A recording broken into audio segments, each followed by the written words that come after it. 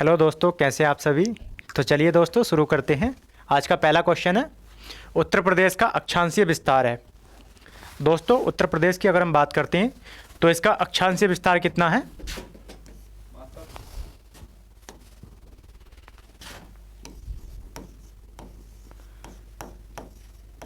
अक्षांशीय विस्तार की बात करते हैं दोस्तों,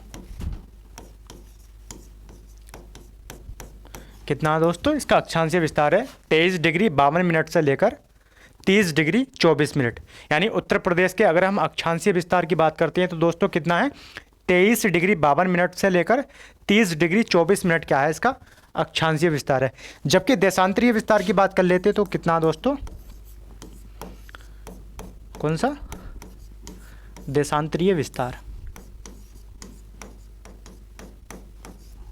कितना है दोस्तों 77 डिग्री 5 मिनट से लेकर कितना है 84 डिग्री 38 मिनट तक। कितना 77 डिग्री 5 मिनट से लेकर दोस्तों 84 डिग्री 38 मिनट तक इसका देशांतरीय विस्तार है। तो अक्षांशीय विस्तार कितना है 23 डिग्री 52 मिनट से लेकर 30 डिग्री 24 मिनट तक है। और दोस्तों देशांतरीय विस्तार कितना 77 डिग्री 5 मिनट से लेकर क्या है 84 डिग्री 38 मिनट तक इसका क्या है देशांतरीय विस्तार है। तो इसका हमारा करेक्ट आंसर क्या हो जाएगा, इसका ए हमारा क्या है करेक्ट आंसर हो जाएगा।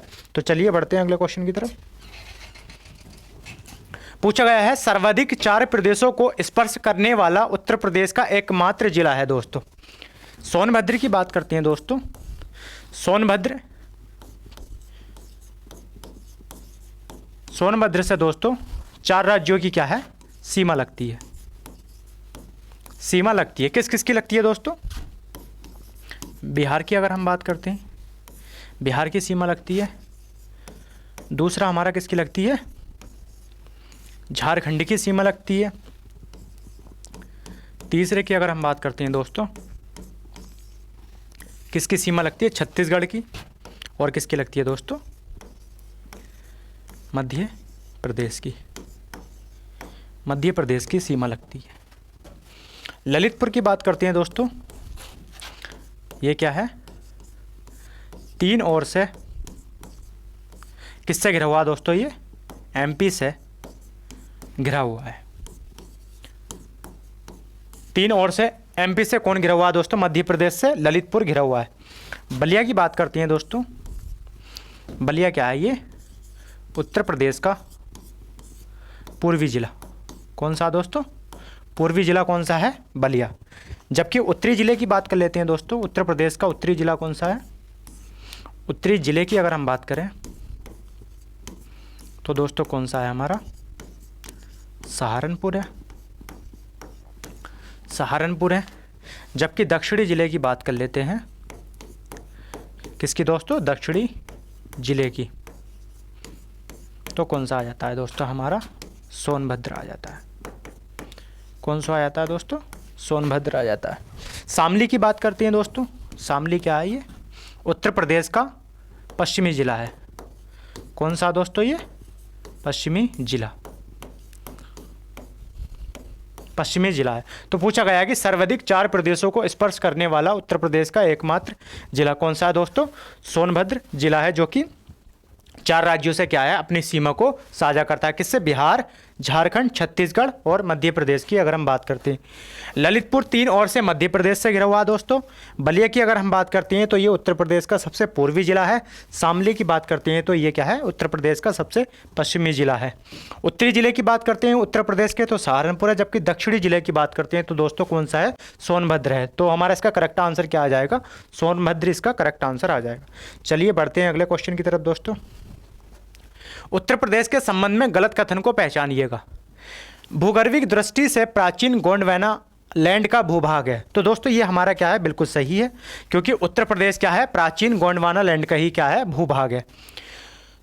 दूसरा है हमारा क्षेत्रफल की दृष्टि से इसका भारत में तीसरा स्थान है। दोस्तों अगर हम क्षेत्रफल की बात करते हैं उत्तर प्रदेश के, किसकी दोस्तों, क्षेत्रफल की अगर हम बात करते हैं तो उत्तर प्रदेश का क्षेत्रफल कितना है, 2,40,928 वर्ग किलोमीटर। कितना दोस्तों, 2,40,928 वर्ग किलोमीटर है।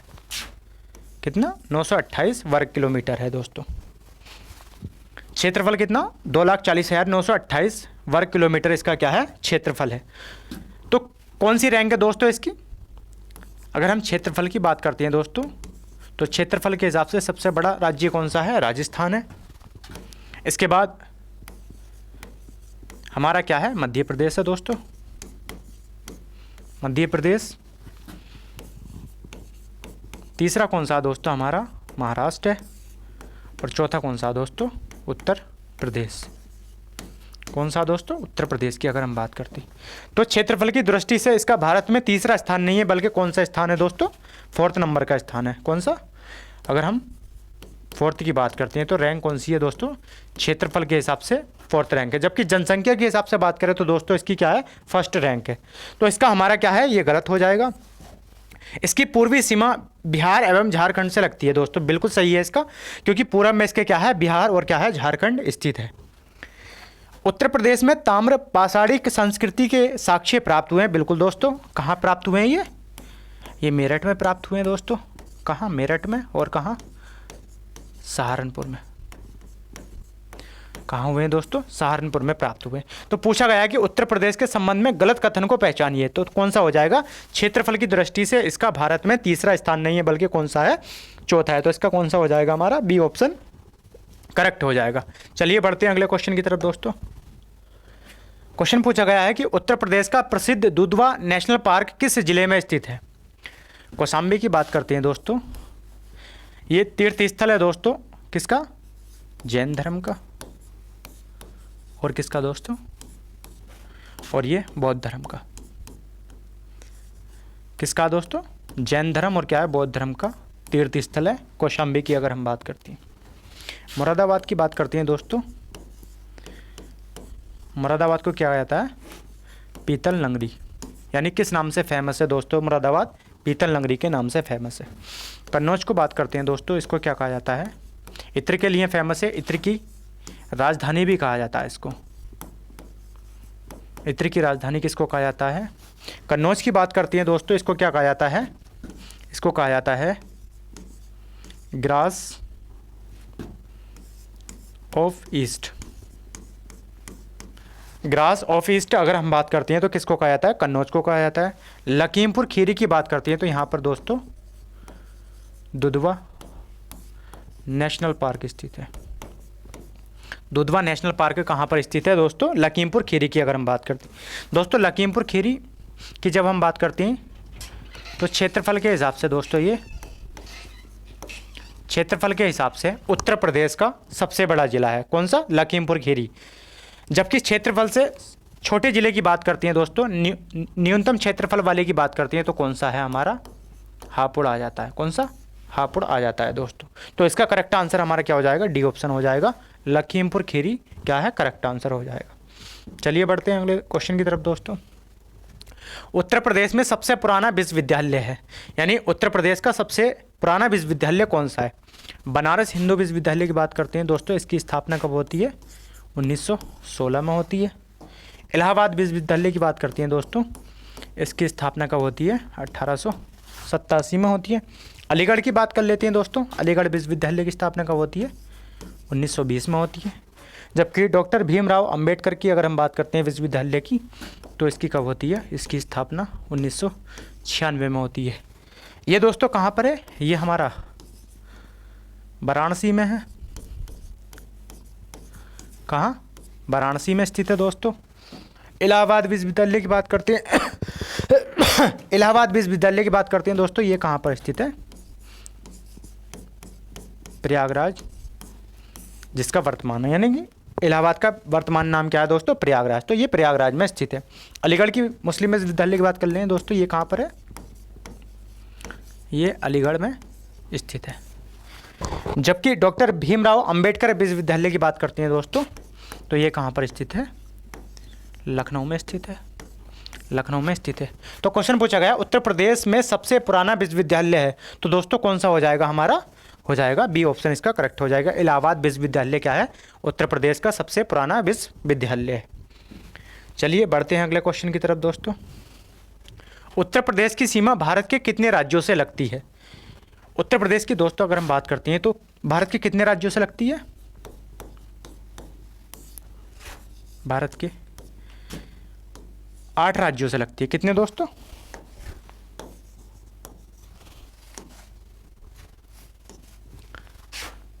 कितने राज्यों से लगती है? भारत के 8 राज्यों से उत्तर प्रदेश की सीमा लगती है। किसकी? उत्तर प्रदेश की सीमा कितने राज्यों से लगती है दोस्तों? 8। कौन कौन से लगती है दोस्तों? इसकी सीमा लगती है हिमाचल प्रदेश से, हिमाचल प्रदेश से लगती है। और उत्तर प्रदेश के कितने ज़िले लगते हैं दोस्तों? हिमाचल प्रदेश से 1 ज़िला लगता है। इसके बाद इसकी सीमा दोस्तों किससे लगती है? उत्तराखंड से लगती है। किससे? उत्तराखंड से लगती है। उत्तराखंड के यानी उत्तर प्रदेश के 7 ज़िले उत्तराखंड को क्या है? स्पर्श करते हैं। इसके बाद दोस्तों किससे लगती है? बिहार से लगती है।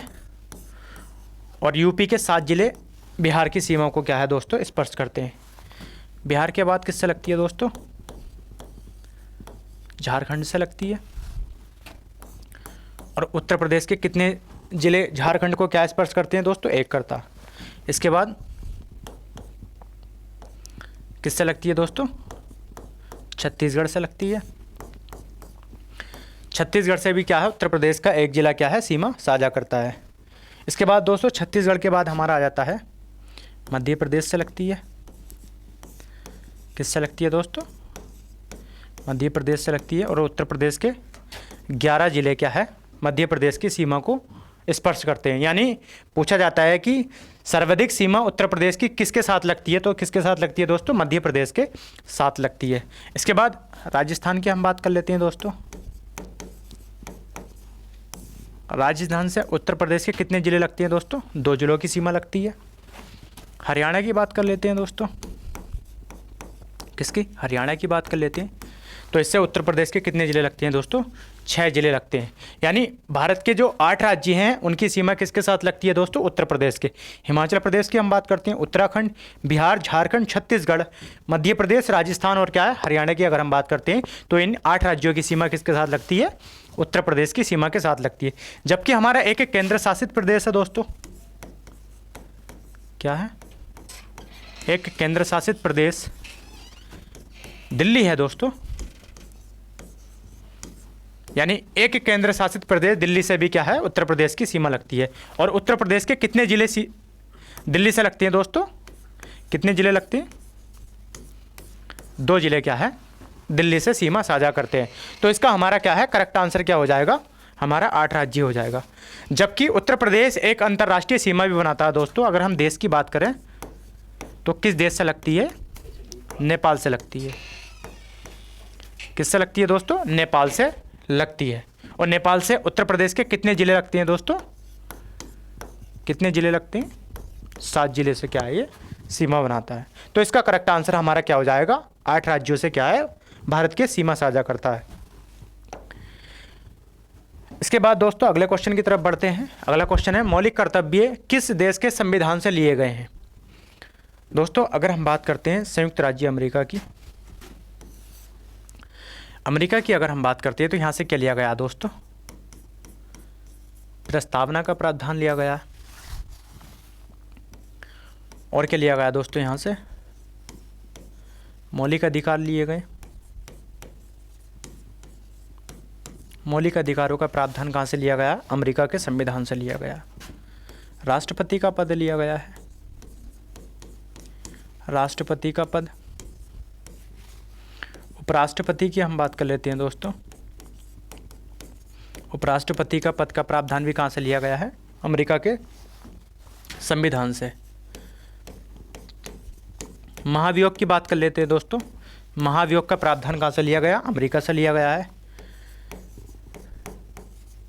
न्यायिक समीक्षा की बात कर लेते हैं तो ये जो न्यायिक समीक्षा का प्रावधान है दोस्तों, ये भी कहाँ से लिया गया है? अमेरिका के संविधान से लिया गया है। इसके बाद दोस्तों क्या लिया गया यहाँ से? सर्वोच्च न्यायालय का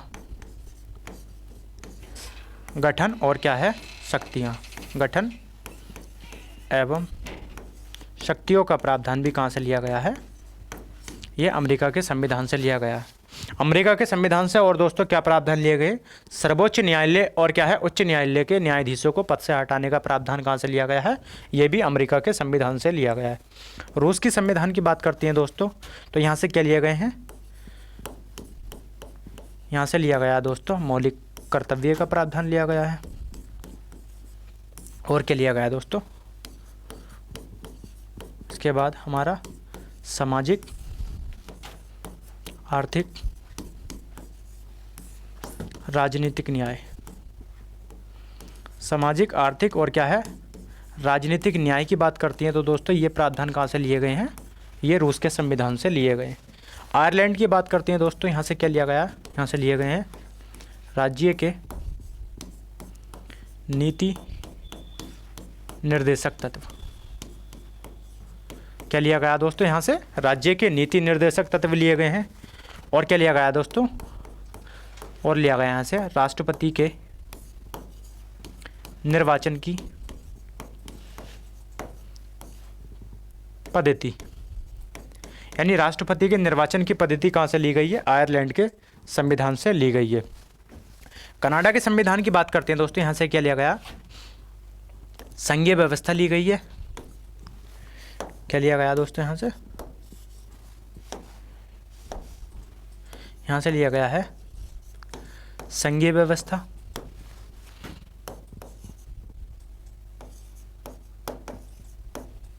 और क्या लिया गया है? अपशिष्ट शक्तियों का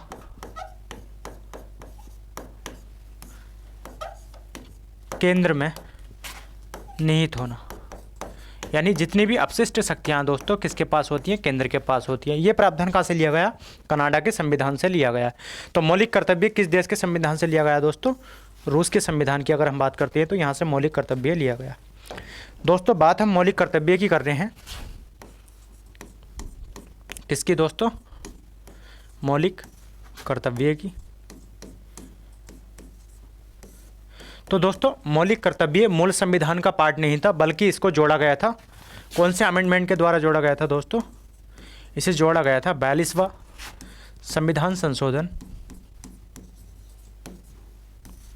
1976 के माध्यम से। यानी 42वां संविधान संशोधन 1976 के तहत क्या है दोस्तों? भारतीय संविधान में मौलिक कर्तव्य जोड़े गए।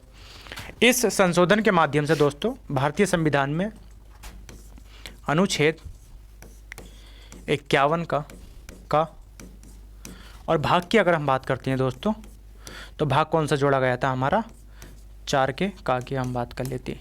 यानी 42वां संविधान संशोधन 1976 के माध्यम से अनुच्छेद 51 का ए और भाग 4 का ए जोड़ा गया था। ये जो 42वां संविधान संशोधन है दोस्तों, किस समिति की सिफारिशों पर हुआ था? अगर हम समिति की बात कर लेते हैं तो किसकी सिफारिशों पर हुआ था? ये हुआ था दोस्तों सरदार स्वर्ण सिंह समिति की सिफारिशों पर हुआ था। किसकी दोस्तों? सरदार स्वर्ण सिंह समिति की सिफारिशों पर हुआ था। और कब हुआ था? 1976 में हुआ था। मौलिक कर्तव्यों की बात करते हैं, चूंकि दोस्तों ये मूल संविधान का पार्ट नहीं था, बल्कि इसको जोड़ा गया था, बाद में जोड़ा गया था, यानी 1976 में इसको जोड़ा गया था। तो कितने मौलिक कर्तव्य जोड़े गए थे दोस्तों? 42वें संविधान संशोधन 1976 के माध्यम से कितने? 10 मौलिक कर्तव्यों को जोड़ा गया था। कितनों को जोड़ा गया था? 10 मौलिक कर्तव्यों को जोड़ा गया था। लेकिन अगर हम वर्तमान संविधान की बात करते हैं दोस्तों, तो वर्तमान संविधान में कितने मौलिक कर्तव्य हैं? वर्तमान संविधान में दोस्तों कितने मौलिक कर्तव्य हैं? 11 मौलिक कर्तव्य। यानी मूल संविधान की अगर बात करें तो एक भी मौलिक कर्तव्य नहीं था, बल्कि 42वां संविधान संशोधन 1976 के माध्यम से, यानी अनुच्छेद की बात करते हैं तो 51 का क्या और भाग 4 का क्या जोड़ा गया था। यानी मूल संविधान में एक भी मौलिक अधिकार नहीं था। 42वें संविधान संशोधन के माध्यम से 10 मौलिक कर्तव्य क्या है भारतीय संविधान में जोड़े गए थे। लेकिन अगर हम वर्तमान समय की बात करते हैं दोस्तों, तो वर्तमान समय में हमारे कितने मौलिक कर्तव्य हैं? 11 मौलिक कर्तव्य। तो ये जो 11वां मौलिक कर्तव्य है दोस्तों, 11वां मौलिक कर्तव्य कब जोड़ा गया था? अगर हम इसकी बात करते हैं दोस्तों, तो ये कब जोड़ा गया था? ये 86वां संविधान संशोधन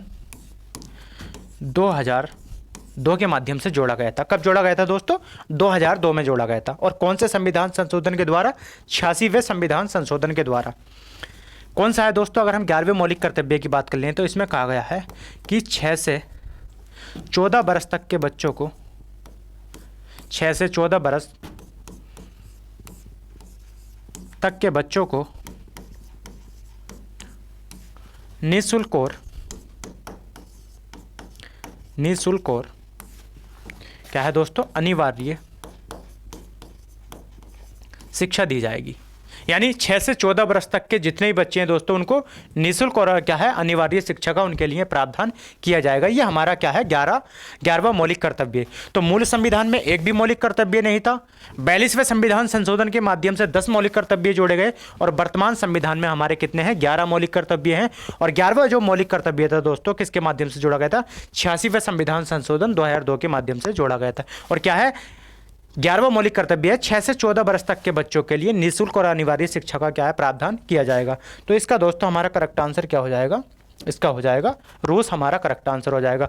मौलिक कर्तव्यों को कहाँ से अडॉप्ट किया गया था दोस्तों? रूस से अडॉप्ट किया गया था। चलिए दोस्तों बढ़ते हैं अगले क्वेश्चन की तरफ। राज्य के महाअधिवक्ता का प्रावधान संविधान के किस अनुच्छेद में किया गया है? दोस्तों अगर आर्टिकल 76 की बात करते हैं तो इसमें किसका प्रावधान किया गया है? इसमें महान्यायवादी का प्रावधान किया गया है। किसका दोस्तों? महान्यायवादी की अगर हम बात करते हैं तो महान्यायवादी का प्रावधान कहाँ किया गया? आर्टिकल 76 में किया गया। महान्यायवादी की बात कर रहे हैं तो दोस्तों इसकी नियुक्ति कौन करता है? इसकी नियुक्ति किसके द्वारा की जाती है दोस्तों? राष्ट्रपति के द्वारा की जाती है। किसकी? राष्ट्रपति के द्वारा की जाती है। आर्टिकल 165 की बात करते हैं तो दोस्तों इसमें राज्य के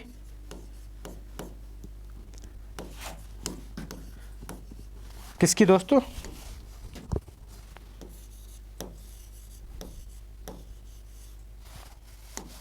महाधिवक्ता की बात की गई है। किसकी दोस्तों?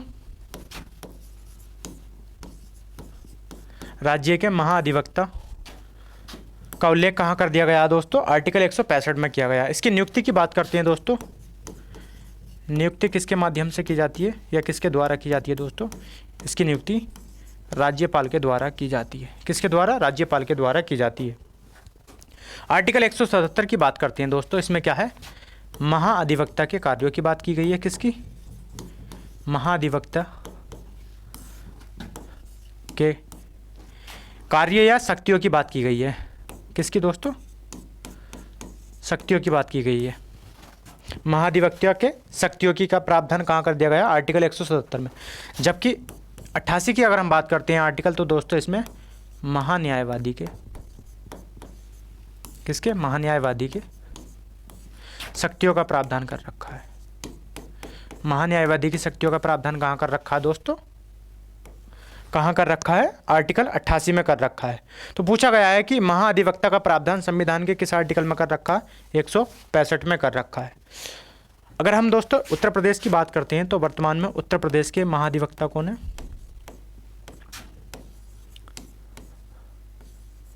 महाधिवक्ता कौन है दोस्तों वर्तमान में? अरुण कुमार मिश्र। यानी वर्तमान में उत्तर प्रदेश के महाधिवक्ता कौन है? अरुण कुमार मिश्र की अगर हम क्या है बात करते हैं तो इसका करेक्ट आंसर हमारा क्या हो जाएगा? आर्टिकल 165 हो जाएगा। चलिए दोस्तों बढ़ते हैं अगले क्वेश्चन की तरफ। ब्रह्मपुत्र नदी को चीन में किस नाम से जाना जाता है दोस्तों? दोस्तों ब्रह्मपुत्र नदी की जब हम बात करते हैं तो कहाँ से निकलती है? ये निकलती है दोस्तों कैलाश पर्वत। कहाँ से? चीन से। चीन से निकलती है। कौन से ग्लेशियर से निकलती है? अगर हम ग्लेशियर की बात करते हैं दोस्तों, ये निकलती है दोस्तों चैमयंग डंग ग्लेशियर से। किससे दोस्तों? चैमयंग डंग ग्लेशियर से क्या है? ये निकलती है। दोस्तों चीन में इसको किस नाम से जाना जाता है दोस्तों? सांगपो नदी के। यानी अगर हम बात करते हैं दोस्तों तो चीन में किस नाम से जाना जाता है? इसको सांगपो नदी के नाम से जाना जाता है। जबकि ये भारत में कहाँ से प्रवेश करती है दोस्तों? अरुणाचल प्रदेश से। कहाँ से? अरुणाचल प्रदेश से दोस्तों ये भारत में प्रवेश करती है। और अरुणाचल प्रदेश में दोस्तों इसे सिहांग व दिहांग नदी के नाम से जाना जाता है। यानी अरुणाचल प्रदेश में दोस्तों इसे किस नाम से जाना जाता है? सिहांग, दिहांग व सिहांग नदी के नाम से जाना जाता है। पद्मा की अगर हम बात कर लेते हैं दोस्तों, बांग्लादेश में दोस्तों गंगा नदी को किस नाम से जाना जाता है? पद्मा नदी के नाम से जाना जाता है। तो इसका हमारा करेक्ट आंसर क्या हो जाएगा? ब्रह्मपुत्र नदी को चीन में किस नाम से जाना जाता है दोस्तों? सांगपो नदी के नाम से जाना जाता है। अगर हम ब्रह्मपुत्र नदी की हम दोस्तों बात कर रहे हैं तो इसको असम में किस नाम से जाना जाता? असम की अगर हम बात करते हैं तो इसको किस नाम से जाना जाता? ब्रह्मपुत्र नदी के नाम से जाना जाता है। यानी चीन में इसको सांगपो नदी के नाम से जाना जाता है और अरुणाचल प्रदेश में इसको दिहांग व सिहांग नदी के नाम से, जबकि असम में इसको क्या है? ब्रह्मपुत्र नदी के नाम से जाना जाता है। ये जो दोस्तों ब्रह्मपुत्र नदी है ये 3 देशों से होकर निकलती है। यानी अगर हम बात करते हैं तो किस किस से? एक तो ये भारत में प्रवाहित होती है, उसके बाद दोस्तों ये बांग्लादेश में, और फिर क्या है ये चीन की अगर हम बात करते हैं दोस्तों, तो चीन से निकलकर ये भारत, फिर क्या उसके बाद बांग्लादेश में ये प्रवेश हो जाती है। तो ब्रह्मपुत्र नदी कितने देशों से निकलती है दोस्तों? 3 देशों से निकलती है। और इसकी लंबाई कितनी है ब्रह्मपुत्र नदी की दोस्तों? लंबाई है इसकी 2900 किलोमीटर। जबकि भारत में प्रवाहित होती है तो कितनी इसकी लंबाई है दोस्तों? भारत में अगर हम लंबाई की बात कर लेते हैं, भारत में ब्रह्मपुत्र नदी की कुल लंबाई कितनी है दोस्तों? 1100 किलोमीटर है। कितना है? 1100 किलोमीटर। 1100 किलोमीटर है। तो इसका करेक्ट आंसर हमारा क्या है? सांगपो नदी हो जाएगा। चलिए दोस्तों बढ़ते हैं अगले क्वेश्चन की तरफ। पूछा गया है कि कांग्रेस के कानपुर अधिवेशन की अध्यक्षता किसने की थी? दोस्तों महात्मा गांधी की अगर हम बात करते हैं तो 1924 में बेलगांव अधिवेशन में। किसमें दोस्तों? बेलगांव अधिवेशन। महात्मा गांधी ने किस अधिवेशन की अध्यक्षता की थी दोस्तों? 1924 में बेलगांव अधिवेशन की अध्यक्षता किसने की थी? महात्मा गांधी ने। सरोजिनी नायडू की बात करते हैं दोस्तों, इन्होंने क्या है 1925 में कानपुर अधिवेशन की अध्यक्षता की थी। किसकी? कानपुर अधिवेशन की अध्यक्षता की थी। अगर हम सरोजिनी नायडू की बात करते हैं दोस्तों तो ये भारत की पहली महिला थी जिन्होंने क्या है कांग्रेस के अधिवेशन की अध्यक्षता की थी। एनी बेसेंट की बात करते हैं दोस्तों तो इन्होंने 1917 में कलकत्ता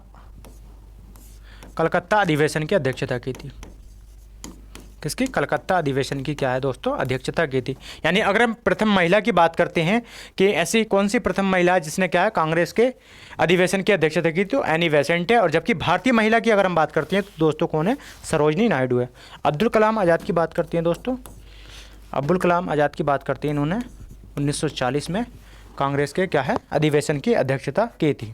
तो इसका करेक्ट आंसर हमारा क्या हो जाएगा दोस्तों? इसका करेक्ट आंसर हमारा क्या है? सरोजिनी नायडू हो जाएगा। कांग्रेस की अगर हम बात करते हैं दोस्तों, इसकी स्थापना कब की गई थी? इसकी स्थापना कब की गई थी दोस्तों? 1885 में। और किसके द्वारा की गई थी दोस्तों? ए.ओ. ह्यूम के द्वारा। ए.ओ. ह्यूम के द्वारा क्या है इसकी स्थापना की जाती है। उस समय दोस्तों किसके कार्यकाल में की जाती है? डफरिन के कार्यकाल में। डफरिन के कार्यकाल में की जाती है दोस्तों। पहला अधिवेशन कहाँ होता है दोस्तों? इसका पहला अधिवेशन 1885 में कहाँ होता है? बम्बई में। बम्बई में होता है। और इसके अध्यक्ष कौन होते हैं दोस्तों? डब्ल्यू.सी. बनर्जी की अगर हम बात करते हैं, डब्ल्यू.सी. बनर्जी क्या है दोस्तों? कांग्रेस के पहले अधिवेशन की अध्यक्षता करते हैं। कहाँ होता है ये? बम्बई में होता है। तो इसका हमारा क्या है करेक्ट आंसर क्या हो जाएगा दोस्तों? इसका करेक्ट आंसर हो जाएगा हमारा सरोजिनी नायडू। तो चलिए दोस्तों मिलते हैं कल